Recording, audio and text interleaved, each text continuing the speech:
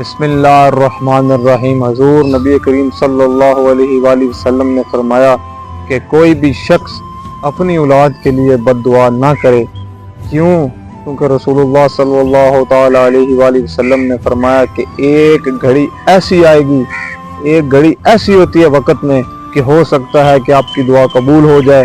تو پھر آپ کی جب وہ دعا قبول ہو جائے گی پھر آپ کے لیے ادھر بھی مشکل اور ادھر بھی مشکل ہو جائے گی۔ تو اب دیکھیں کچھ لوگ ایسے ہوتے ہیں جو اپنی اولاد کی دعا مانگتے ہیں کہ یا اللہ ہمیں اولاد دے، اور کچھ لوگ ایسے بھی ہیں جن کے پاس اولاد ہوتی ہے لیکن اس کے باوجود بھی اپنی اولاد کے لیے بد دعائیں کرتے ہیں۔ تو رسول اللہ صلی اللہ علیہ وآلہ وسلم نے فرمایا کہ اپنی اولاد کے لیے بد دعا نہ کرو، کیونکہ رزق تو اللہ تعالیٰ نے دینا ہے، اور رزق کے لیے لوگ آج اپنے بچوں کو بھی قتل کر دیتے ہیں اور